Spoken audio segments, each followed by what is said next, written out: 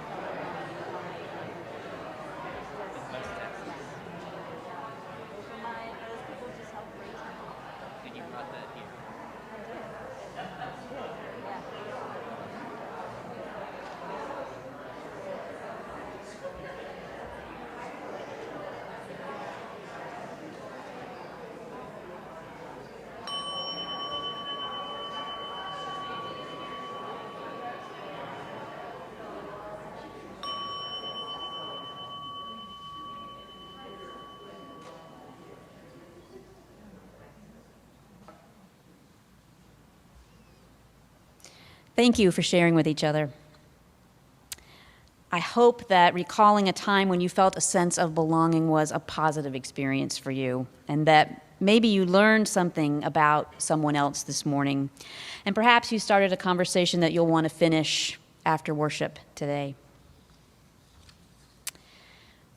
Belonging is a powerful feeling and experience. And when we don't feel like we belong, it can be painful.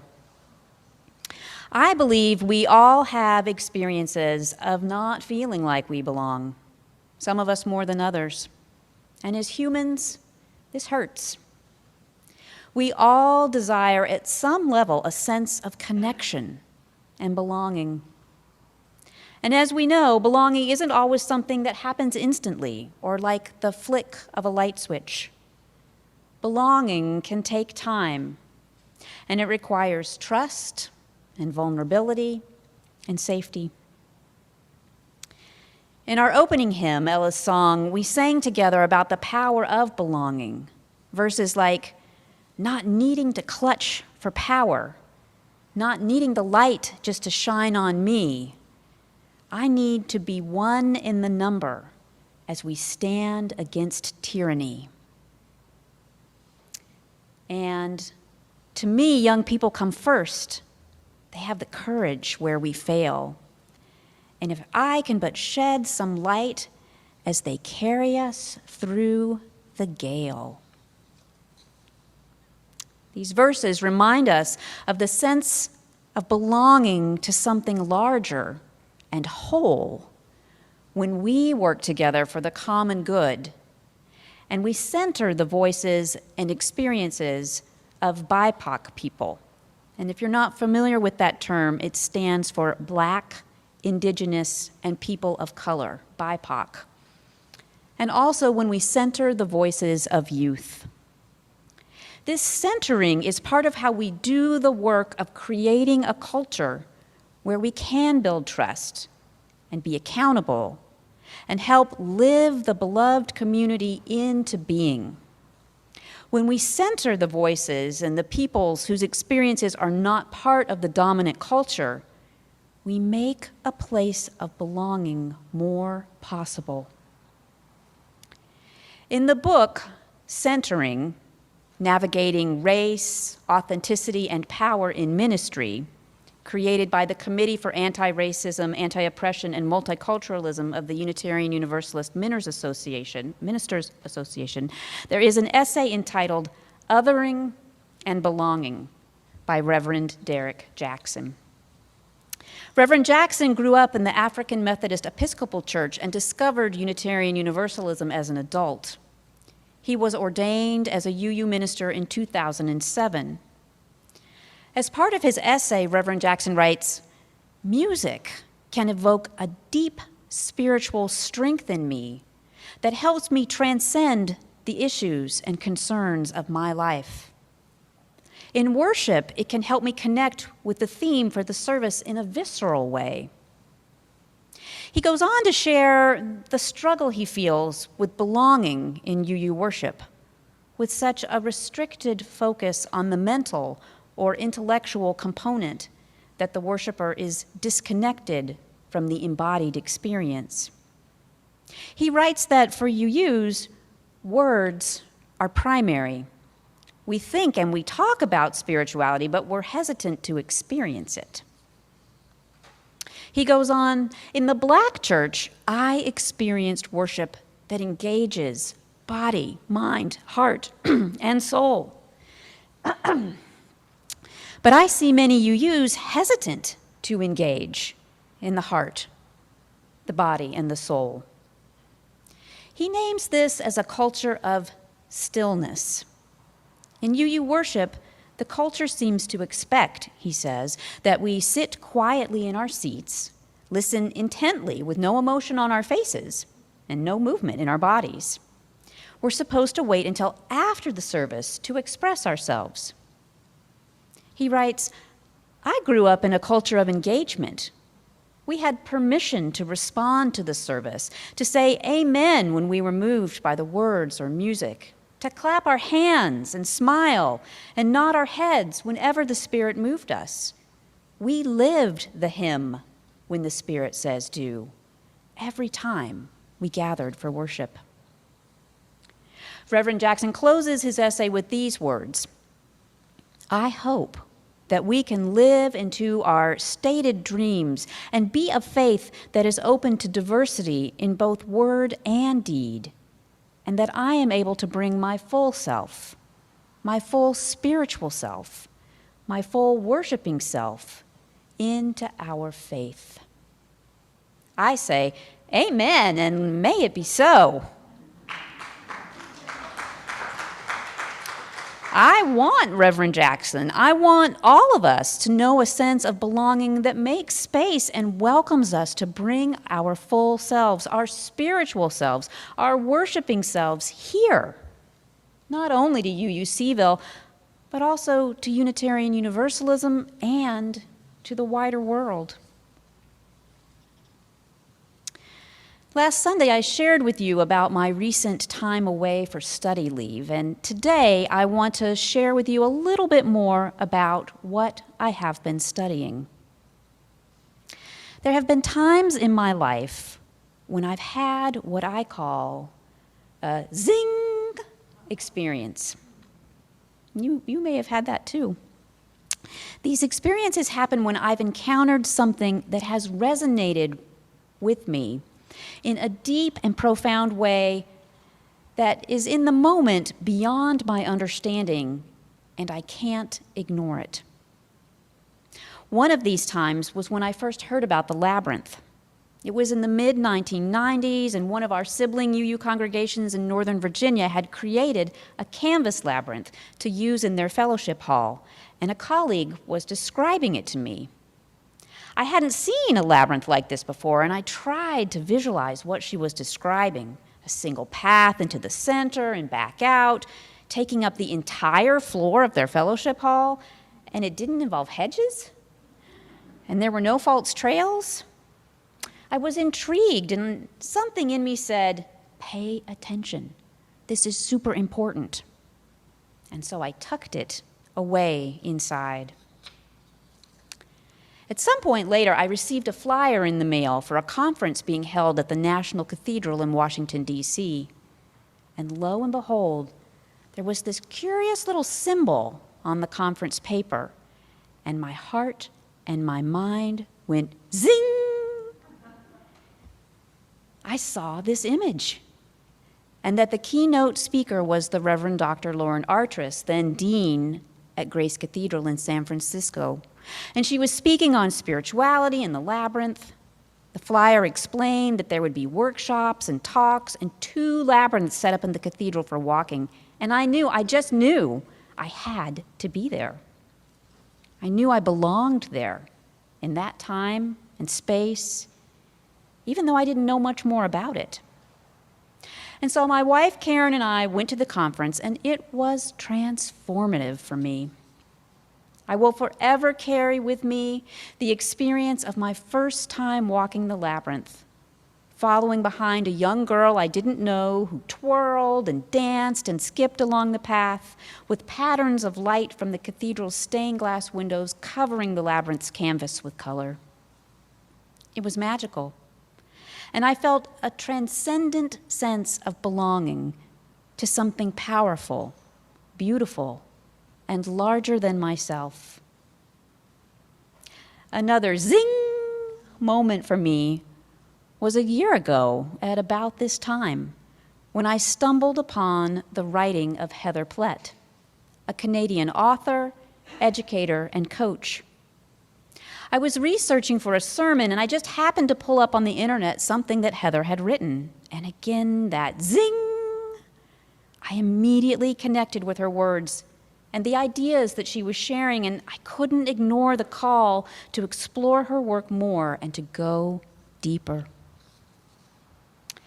Heather is co-director of the Center for Holding Space, and last October I enrolled in the center's foundation program, an 8-month time period of classes held virtually with participants from all over the globe: Japan, Belgium, Argentina, Costa Rica, Nicaragua, South Africa, and more. And from my very first session, I had an immediate sense of belonging. Not an immediate sense of comfort, but the sense that I was in the right place at the right time, learning, exploring, and growing with a diverse and incredible group of fellow learners committed to being together despite our differing time zones. The Foundations program uses Heather's book, The Art of Holding Space, a practice of love, liberation, and leadership, as the primary text, with many additional videos and readings. It has been a very rich and meaningful year of study for me, as I have deepened my own understandings and grown my own skills for holding space for myself and for others. Heather writes that holding space is what we do when we walk alongside a person or a group on a journey through liminal space. We do this without making them feel inadequate, trying to fix them, or trying to impact the outcome. We open our hearts and offer unconditional support, and we let go of judgment and control. At the heart of holding space is a willingness to sit with ambiguity, loss, struggle, darkness, uncertainty, joy, anger, fear, anticipation, all of the complexity of what it means to be human. It's about having the courage to peer into shadows while not getting in the way of the light. It's about letting go of dualism and sitting in the place in between. One of the gifts of my study with the Center for Holding Space is that I immediately experienced the teachings as a synthesis of many things I've been learning about and that are precious to me. With her writing, Heather has been able to connect the dots and it is as if she handed me a map for the path that I am on. This fall, I begin a second year of study with the Center for Holding Space in their practitioner program, and I'm listening to that inner zing, and I trust that this work will continue to nourish me and my ministry in the coming days and years, and I look forward to sharing it with you. I tell all of this to you this morning because this is the part of the path that I'm on right now, a path to belonging, to myself, to my ministry, to spirit, to the beloved community that we are all working and creating together with every step or dance or roll or skip forward. Holding space for me is about the deeper understanding that we all long to belong. We all long to be seen, to be heard, to be understood, to be valued. We long to be ourselves, to belong to ourselves, to each other, to spirit, and to a cause that we feel called to. The author and activist Adrienne Marie Brown puts it this way: belonging doesn't begin with other people accepting us. It begins with our acceptance of ourselves, of the particular life and skin each of us was born into, and the work that the particular birth of ours entails. From that deep place of belonging to ourselves, we can understand that we are inherently worthy of each other, even when we make mistakes, harm each other, or lose our way. We are worthy. One of the things that drew me to the work of the Center for Holding Space was the clarity with which the organization expressed its core values. Their inclusion statement reads, "The Center for Holding Space honors the sovereignty and dignity of each person, and we will work for the liberation of us all. We hold an anti-oppressive framework at our core, and we commit to honoring the intersectional voices of those who are most frequently marginalized in the dominant culture. We will work to create an environment where we all can be seen, heard, and if necessary, amplified. In the learning events and community gatherings we host, we ask each person, including ourselves, to take responsibility for their own biases, unearned privilege, etc. And we will all do our best to accept the challenges that others offer when our unconscious biases are disruptive and hurtful." That is a powerful statement. These are powerful words pointing to a culture of belonging. And I am so grateful to be learning from such a skilled, loving, and wise set of teachers and fellow students. So as you think about your own path to belonging, my invitation to you is to tune in, to lean in, to pay attention to the times in your life when you experience a zing, and something or someone is calling to you. Pay attention to the people and the places where you feel seen and heard, understood, and valued. Seek them out and help create them. Offer that kind of belonging to others and to yourself. When I was applying to participate in the second year of the Center for Holding Space program, I was asked to reflect on what I had received from the first year Foundations program and why I wanted to continue with the program. My answer in part was this: it is helping me be a better human. May we all find places of belonging that help us grow into better humans.